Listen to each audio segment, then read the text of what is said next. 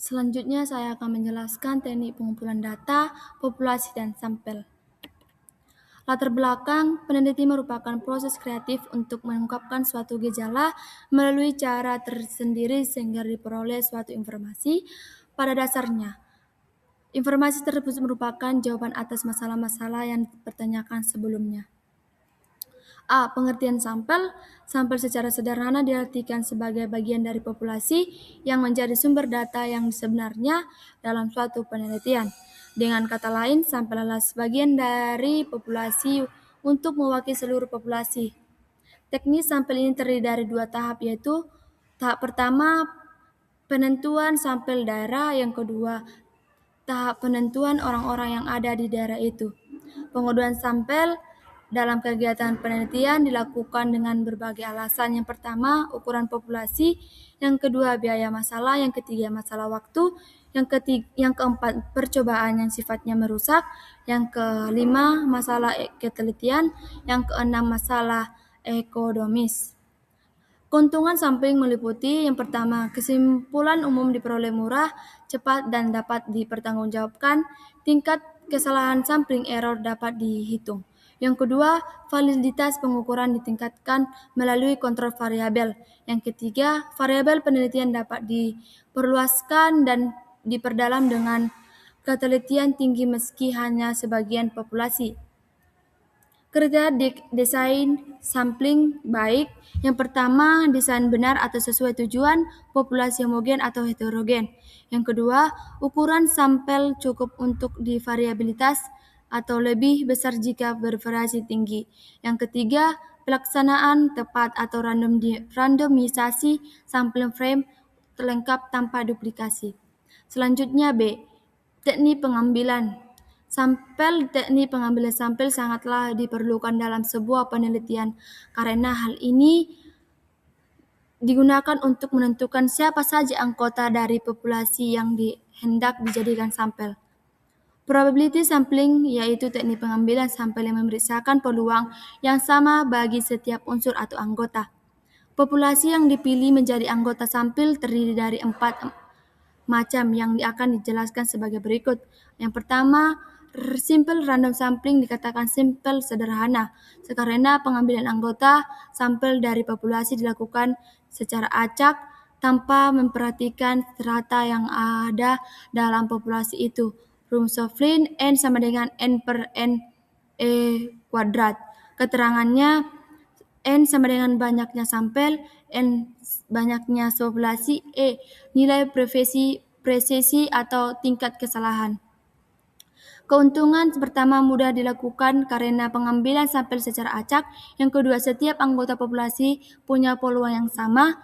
Yang ketiga, mengurangi bias atau lebih objektif. Yang ada juga kerugiannya. Yang pertama, tidak memperhatikan perbedaan karakter atau strata dalam populasi. Yang kedua, kurang cocok untuk populasi heterogen. Butuh daftar populasi lengkap. B. Sampel acak sistematis. Sampel acak sistematis atau systematic random sampling merupakan alternatif lain dalam pengambilan sampel yang sangat bermanfaat untuk pengambilan sampel dari populasi yang sangat benar. Cara menghitung intervalnya K sama dengan N per N. Keterangannya, K interval sampling, N jumlah populasi, N jumlah sampel yang diinginkan. 1. Permutated stratified random sampling. Teknik ini digunakan bila populasi mempunyai anggota atau unsur yang tidak homogen dan berstrata secara profesional. Keuntungan yang pertama, lebih representatif karena semua strata terwakili sesuai proporsi. 2. Cocok untuk populasi yang heterogen. Yang ketiga, hasil lebih akurat. Kerugiannya, proses lebih rumit dibandingkan sifat random. Yang kedua, harus mengetahui jumlah tiap strata secara jelas, membutuhkan waktu yang lama. Disproportionate stratified random sampling. Teknik ini digunakan untuk menentukan jumlah sampel bila populasi terata tetapi kurang profesional. Keuntungannya, yang pertama cocok jika ada strata yang sangat kecil atau penting. Yang kedua, memudahkan fokus pada kelompok tertentu. Yang ketiga, lebih fleksibel dalam pengambilan sampel. Yang kerugiannya, yang pertama tidak mewakili populasi secara proporsional. Yang kedua, bisa menyebabkan bias. Hasil kurang lebih digeneralisasi ke seluruh populasi. Selanjutnya, cluster sampling atau area sampling. Teknik pengambilan sampel darah digunakan untuk menentukan sampel bila objek yang akan diteliti atau di sumber data yang sangat luas. D. Menentukan ukuran sampel. Banyak metode yang dapat digunakan untuk menghitung besarnya sampel. Dalam makalah ini akan berbahas cara menghitung besarnya sampel. Pemilihan sampel atau probability atau manual atau konseptual. A. Konsep sampel acak sederhana ada simple random sampling. Probability sampling adalah teknik pengambilan sampel yang memberikan peluang yang sama bagi setiap unsur atau anggota populasi untuk dipilih menjadi anggota sampel. B. Pengambilan sampel acak bertingkat atau stratified random sampling. Metode stratified random sampling merupakan proses pengambilan melalui proses pembagian populasi ke dalam strata, memilih sampel acak sederhana dari setiap stratum dan menggabungkannya ke dalam sebuah sampel untuk digunakan dalam menaksir parameter populasi. C. Pengambilan sampel cluster atau cluster sampling.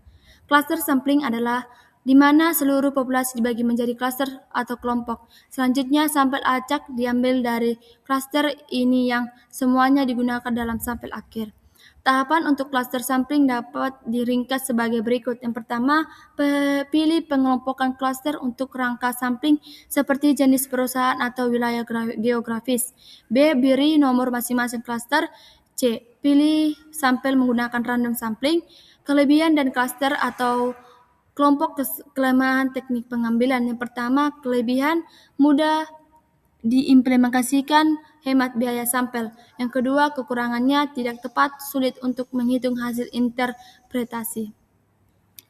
Ada beberapa kasus yang saya ambil. Yang pertama, seorang peneliti ingin mengetahui perubahan perilaku belajar siswa setelah penggunaan platform e-learning selama 1 semester. Ia mengumpulkan data dengan melihat catatan kehadiran online, durasi akses platform, serta nilai tugas yang disimpan dalam sistem di sekolah tanpa dilakukan interaksi langsung dengan siswa. Teknik pengumpulan data yang digunakan adalah A. Observasi langsung, B. Wawancara terstruktur, C. Dokumentasi, D. Akad terbuka, eksperimen. Jawaban yang saya ambil adalah C, karena peneliti tidak mengumpulkan data melalui interaksi langsung seperti wawancara atau observasi di lapangan, melainkan menggunakan data yang sudah tersedia dalam sistem data seperti catatan kehadiran, log aktivitas, dan nilai merupakan arsip resmi sehingga termasuk teknik dokumentasi.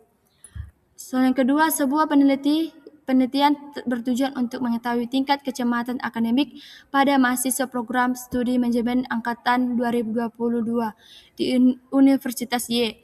Jumlah seluruh mahasiswa angkatan tersebut adalah 250 orang, tetapi peneliti hanya mengambil 50 orang karena untuk diwawancarai. Yang dimaksud dengan populasi dalam penelitian ini adalah A. 50 mahasiswa yang diwawancarai, B. Seluruh mahasiswa Universitas Y. C. Mahasiswa program studi manajemen.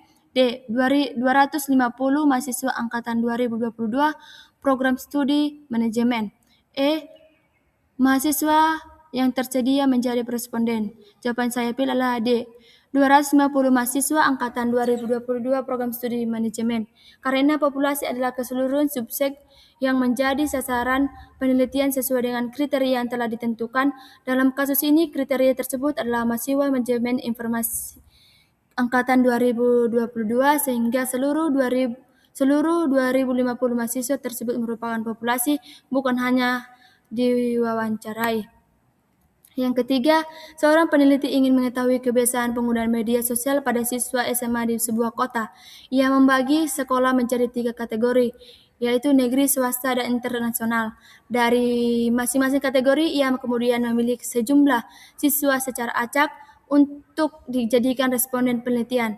Metode yang digunakan dalam pengambilan sampel tersebut adalah A. Simple random sampling, B. Stratified random sampling, C. cluster sampling, D. progressive sampling, E. snowball sampling. Jawaban saya adalah B. stratified random sampling. Karena peneliti terlebih dahulu membagi populasi ke dalam kelompok berdasarkan karakteristik tertentu, yaitu sekolah, jenis sekolah. Setelah itu sampel diambil secara acak dari setiap kelompok tersebut. Prosedur ini merupakan ciri khas stratified random sampling karena memperhatikan perbedaan secara mendalam. Sekian dari penjelasan saya. Jika ada tutur kata yang salah, saya minta maaf. Sekian dan terima kasih.